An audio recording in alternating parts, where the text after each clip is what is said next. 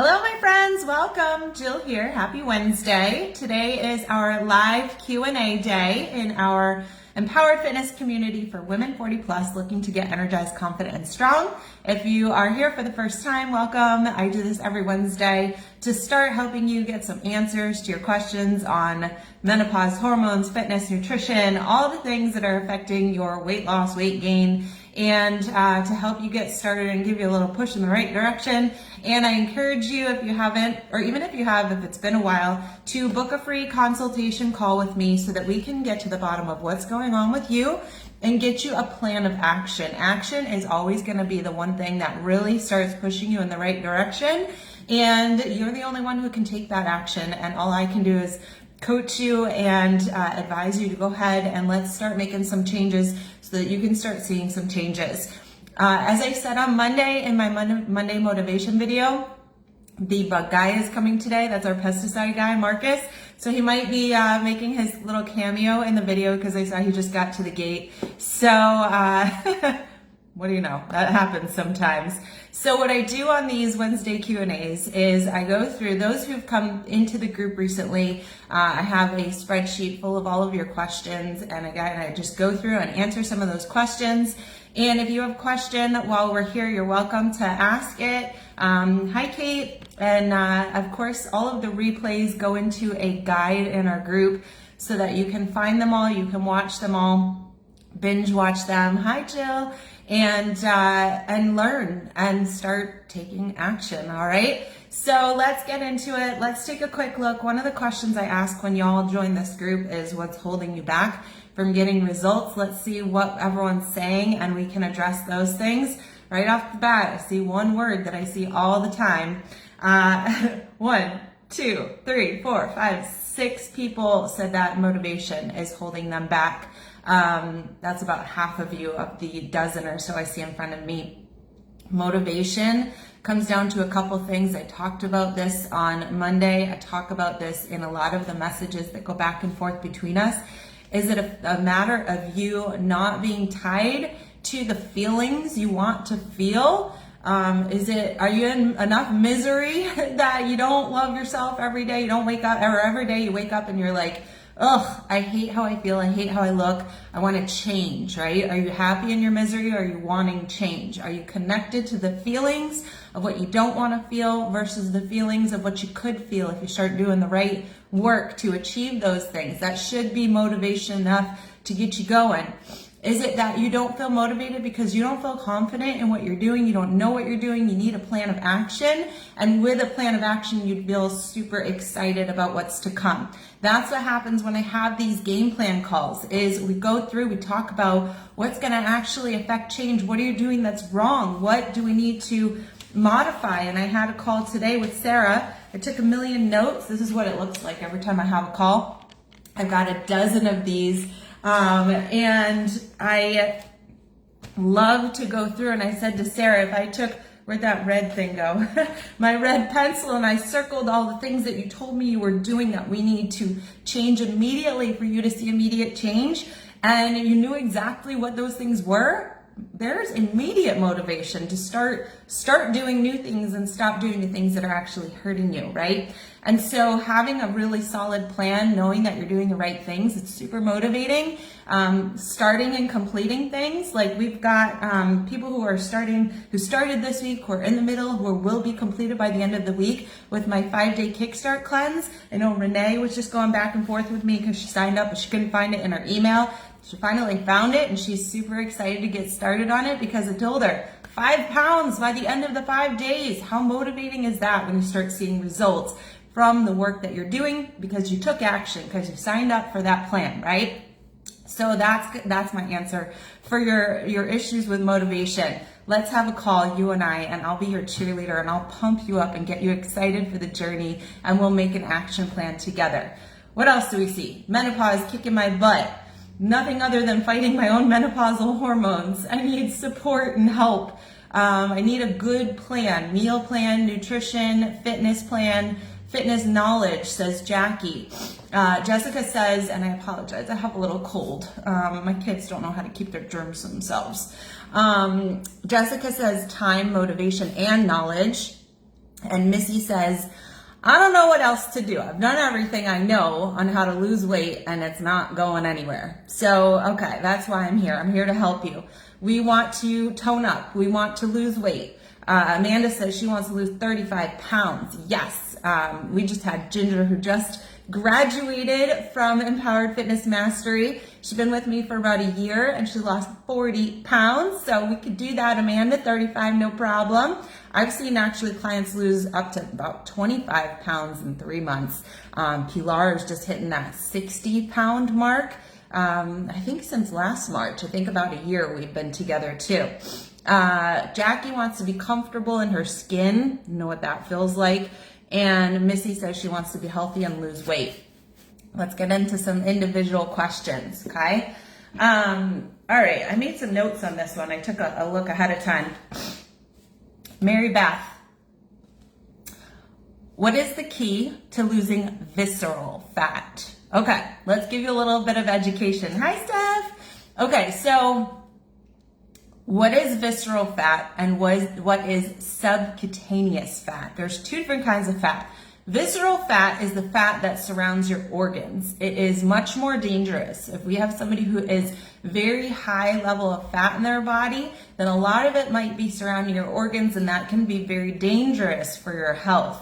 Then we have that subcutaneous fat, which is the fat that's right beneath your skin. That's the fat that you're probably seeing, right? You're not seeing the visceral fat, but it is very dangerous. So we want to reduce both kinds of fat, right? We want a healthy body and we want a body that we love living in, that we feel comfortable in. And so number one, you're gonna see that the visceral fat, well, you're not gonna see it, but when you start on doing the right things, you're gonna see that the visceral fat starts to go away first. So if you've started a plan and you're 1 week or 2 weeks in and you're like, I'm not seeing any results, then it's possible that you are having amazing results from your health, but they're starting from the inside out. And so that's really important to know, is that you're putting in the work and you're getting the results. You may just not see it yet, but it's still extremely important. And so what are the things that are going to help with both types of fat? But the visceral is going to burn first is number one, good nutrition, right? Number two, exercise. Number three, stress management. Number four, sleep. And the really important things that come down to that nutrition is number one, managing your inflammation. So having a more anti-inflammatory diet. And number two is going to be your insulin sensitivity. So we have a couple of different, two different ways that insulin can work against us and for us.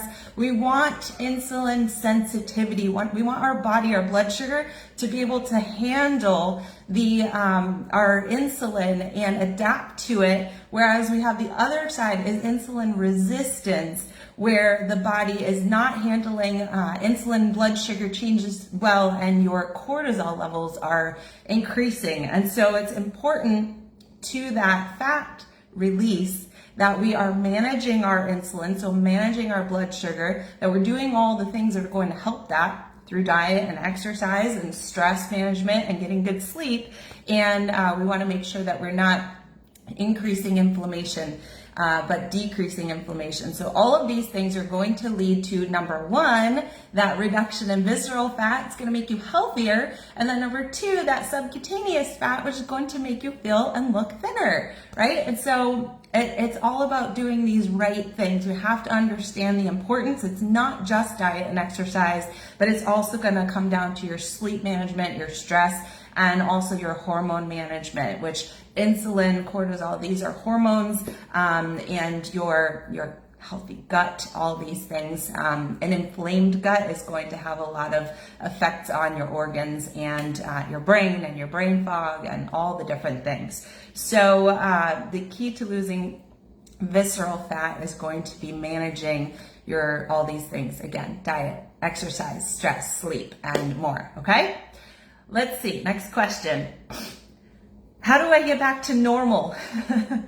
The menopause symptoms are terrible. I totally understand. So, remember what I just said about fat? It's very much in line for your menopausal symptoms Number one on there is going to be stress management. Stress is going to affect your hormones. And so that's the number one thing that we can do. Getting good sleep, which your sleep can be affected by those hormones. So we have to get your stress management in control. We want to be doing the right exercise. We want to be managing it through diet. All these things are going to help your symptoms of menopause. The biggest thing is that when we have a lot of nervous system disruption, that is when you're going to see the worsening of your menopausal symptoms. So what's interesting is I'll tell you that when I have ladies who are very hormonal and they do my 5-day kickstart cleanse, the cleanse is very gentle on the digestive system. We're pulling out a lot of inflammatory foods. We're pulling out a lot of foods that tend to be harder for the body to digest. And artificial foods, processed foods, we're taking a lot of them out. And what happens is your digestive system relaxes. And when your digestive system relaxes, your nervous system relaxes. And so in addition to seeing the bloat reduction, the scale go down, what we see is better sleep.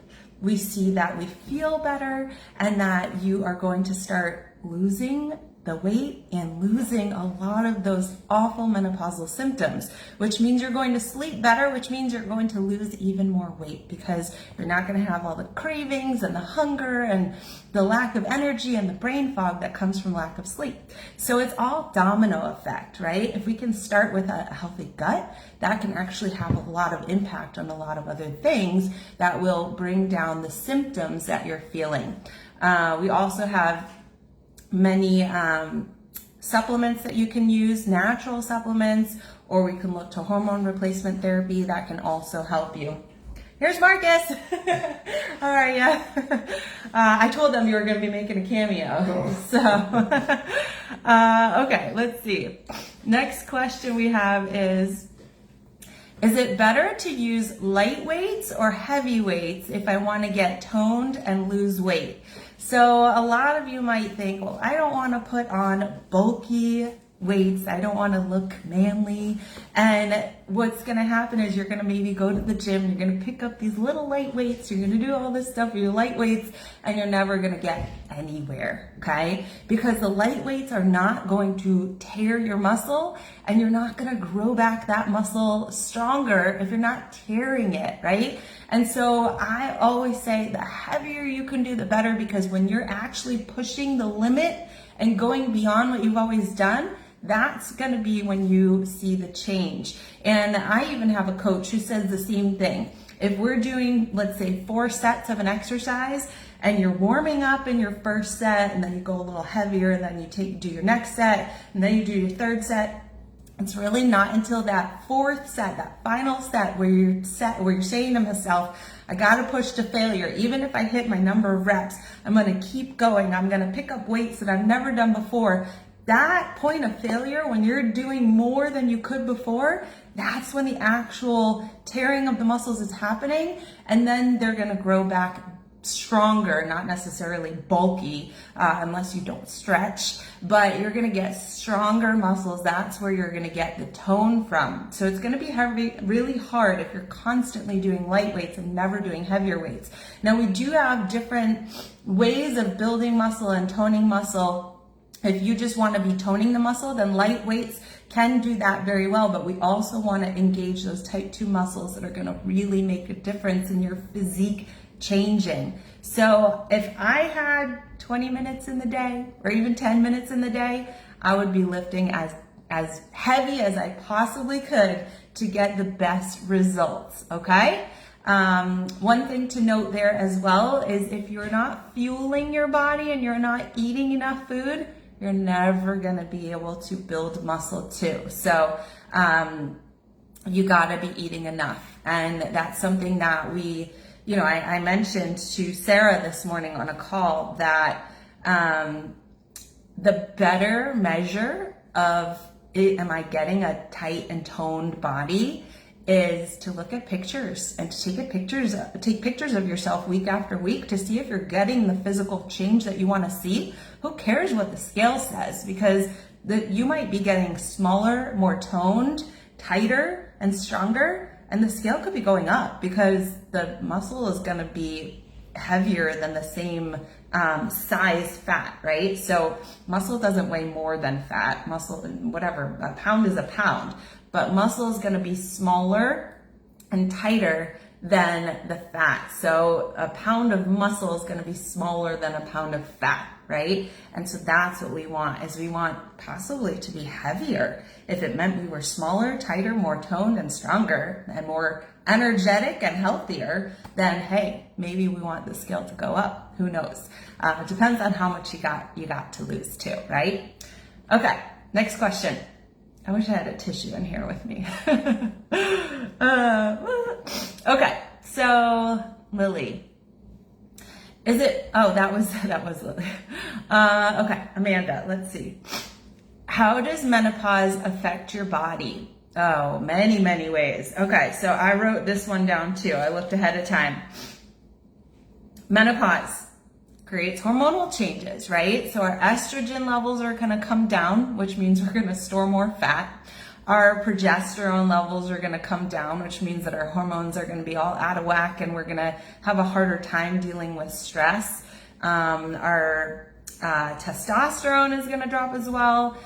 We're going to see so many different hormonal changes, and we have to be ready for that. It's going to absolutely change from your either late 30s or early 40s and beyond.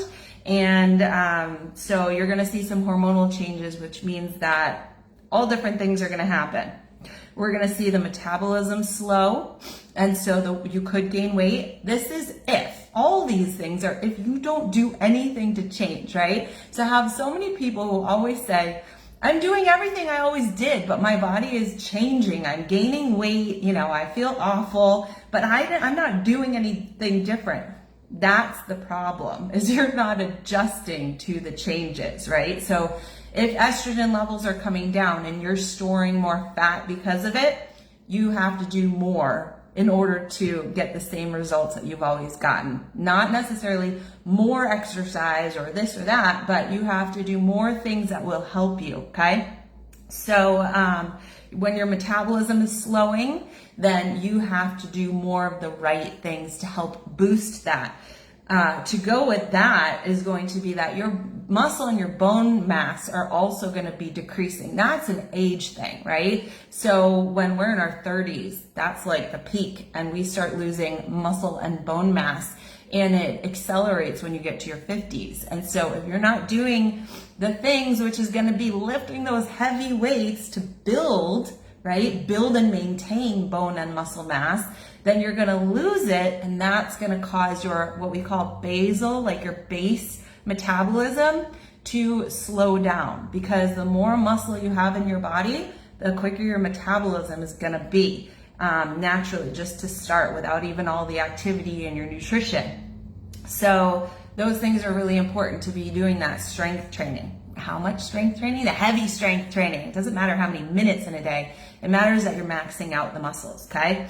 Number 4, another thing that's going to change how menopause will affect your body is going to be that sleep. It's going to get harder because you might have hot flashes, night sweats, just trouble sleeping. And so we have to start doing more and be more, give more concerted effort to your sleep habits. We call that sleep hygiene. And that's why I do a sleep workshop with the ladies who work with me, because we need to learn, how do I improve my, what we call sleep drive. I had a professional sleep coach come in and teach us about what we could do to help ourselves. We have a natural decline in melatonin in our body. So certain things like magnesium, melatonin, L-theanine, there are certain things we can use, reishi, that will help us with sleep. Also, screen time, right? Turning off the TV, unwinding, letting the brain calm down. And a lot of women at this age will start turning to wine and alcohol to wind down, but in fact, that is going to make your sleep even worse. So we have to be doing the right things, not more of the wrong things to help us with that. Another thing that's going to change is mood and brain health. Yes, I give you permission to blame your crappy mood on your hormone changes, not who you are as a person. I do that for myself too. You might feel brain fog. So all of this stuff is from your hormonal changes as well. So again, taking more time for you and giving concerted effort to things that will help you. I love that one of my clients, Angie, purchased a coloring book from my art instructor and friend, Claudia. Here's one of my pieces of art. So this is a really great coloring book that I love. It's the Sensational Wonder Women coloring book. And I have it too because it's so relaxing to me. It's something that I enjoy doing when I need to wind down a little bit, is having activities that just chill me out, that I can shut myself in a room. I would also like to start doing more maybe yoga in the evening with light, dimmed lighting, right? Mood, maybe get some candles going and some nice music and do that. So doing more things that improve your mood as opposed to things that stress you out, that's gonna help. So those are some ways in which menopause is going to, most likely going to affect your body. Not fun, right? But it's part of being a woman. It's because we had this amazing gift of being able to reproduce that we also get this wonderful gift of losing all of the hormones when we no longer need to reproduce and going through the changes. But again, we can manage it the best we can, and we just need to learn what it takes, okay? It was a long answer. Okay, Michelle's got a question. How do I get rid of menopause belly? So this is a thing, right? So our cortisol, when we are stressed out, and stress can come in so many ways. It can be mental stress. It can be physical stress from doing too much cardio, physical stress from getting no exercise. It can be eating too much, eating too little, eating too many carbs, eating too little carbs. It can be environmental stress. It can be so many different types of stress that cause cortisol release. Now, there's times when cortisol is actually helpful for us, and then there's times when we're producing too much cortisol where it tends to, in this stage, cause us to store fat in our bellies. So again, cortisol management, it comes down to all of the things that I spoke about: sleep, about inflammation, about nutrition, fitness, what else did I say?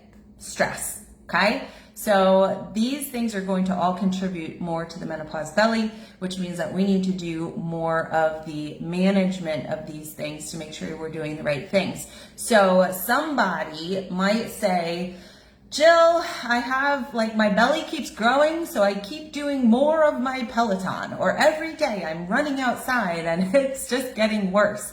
Well, that's because the intense cardio at this stage can actually cause more cortisol release. It's stress, it's high stress if you're doing a ton of cardio. And so that could actually be causing a bigger belly than a reduction of the belly, right? And so that's where, again, we want to do the activities that help us. We want to get the most out of our workout time so we're not over stressing, and we want to eat in alignment with our fitness. And so that's going to help. Also, anti-inflammatory foods, having something like my Kickstart Cleanse that releases the bloat. So that's one of the things too, is when your hormones are changing, your gut is going through a change in what we call flora. It's kind of like the good bacteria in our gut.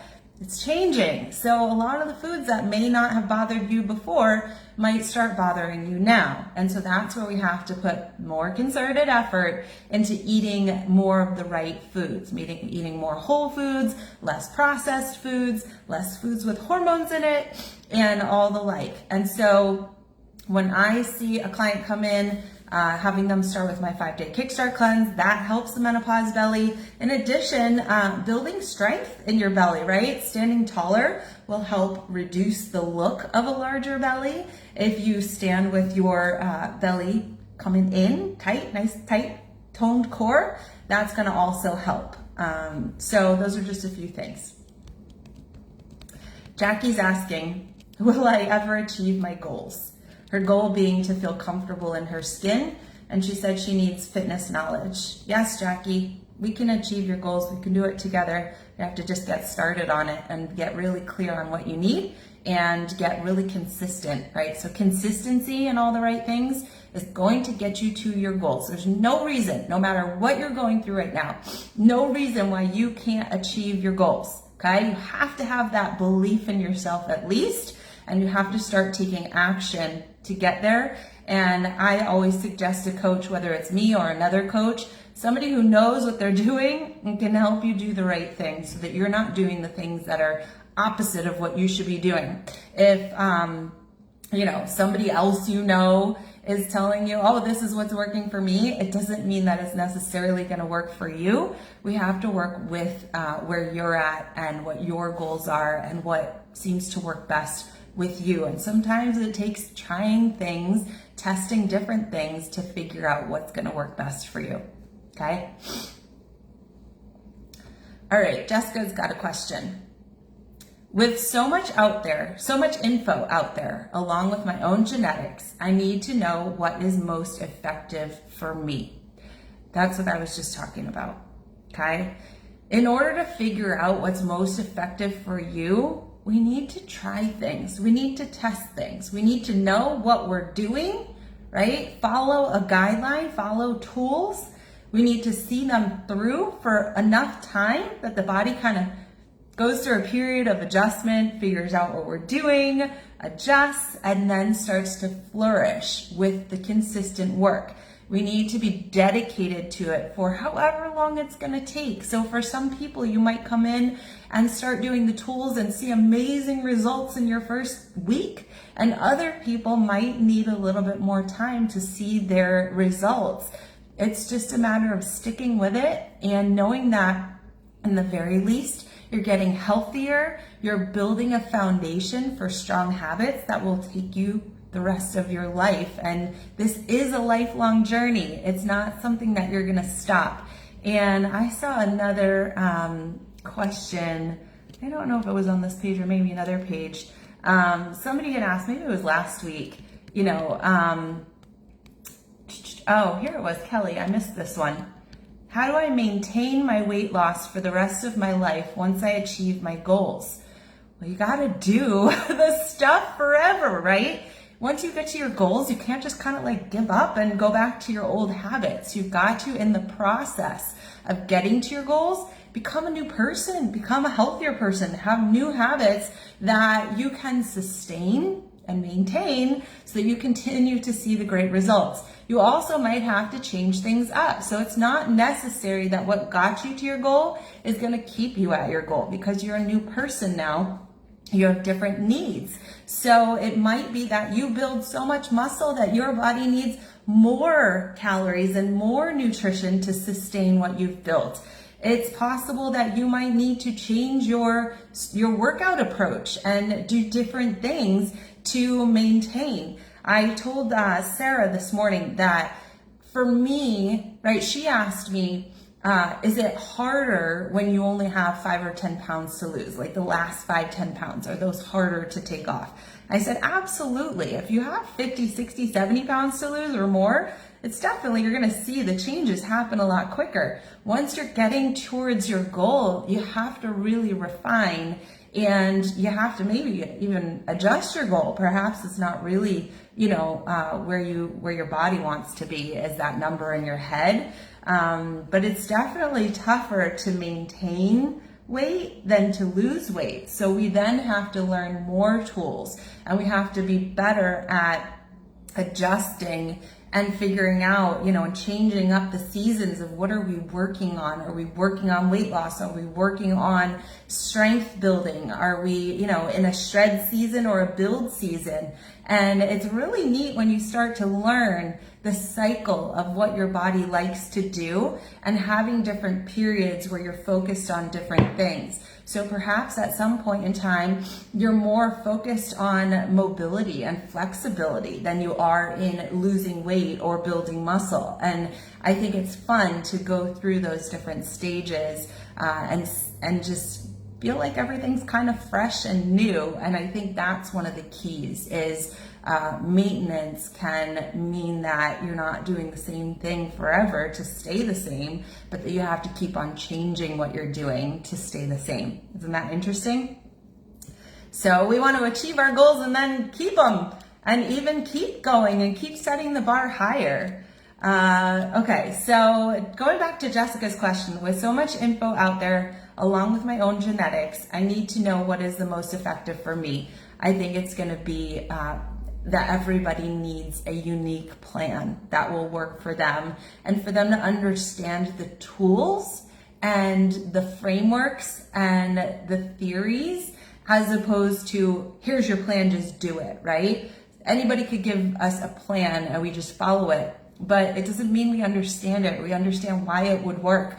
Or if we don't understand why it would work, we're not going to understand why it's not working if it's not working. So for me, my program is called Empowered Fitness Mastery, and I want to empower you with the tools so that you can take those tools and apply them and play with them and figure them out and try different things, right? I can teach you macros nutrition, but if I just give you a macros plan, you're not going to understand what do I do in order to change it to see new results. If I teach you what macros is and why it works and all the different things about it and how we can make those changes, which is something that I think is done best when we talk about it a lot, we repeat it, we apply it to you, we apply it to the foods you like, we apply it to where you're at in your goals, and it becomes a very individualized plan as opposed to something that everybody just does, the same. And so I think that finding out what's going to be most effective for you means that we have to try and test different things and then lock in on the ones that are really working well for you. Okay. We've got one more question. And it's Missy. Missy says, what do hormones have to do with me being able to lose the weight? So hopefully I've already answered this. Hormones they're gonna be tricky. They're gonna affect you in so many different ways. What we need to do is we need to start learning, what do these different hormones do and how do they affect us, and what can we do not to battle the effects, because that always sounds like friction, right? When we're battling our hormones, we want to work in conjunction with our hormones, with the changes, and keep alignment and harmony, as opposed to kind of fighting what's happening in our body. And that's what I love to teach to my clients, is that what is menopausal metabolism? How do we go with our hormones and help feed the body what it wants, and make the transition just a lot easier and enjoyable, and feel like we've got people around us who are understanding us and feeling the same way. So, all right, thanks for hanging in there with me, and I hope you learned something today. Go ahead and book your call if you have not. If I haven't talked to you in a while, let's have another call if you're ready for your next steps, and we can keep you moving in the right direction. What I'm going to be saying all year is adding tools to your toolbox. The more tools we can add, the more knowledge you have, the more confidence you can build in what you're doing, and just go forth with a lot of excitement about the journey, which is going to keep you in the journey, which is the whole journey. That's the goal, is to just have a really enjoyable journey and feel really good about the input, and therefore see the results that you deserve. Okay? Have a great rest of the week. Bye, everybody.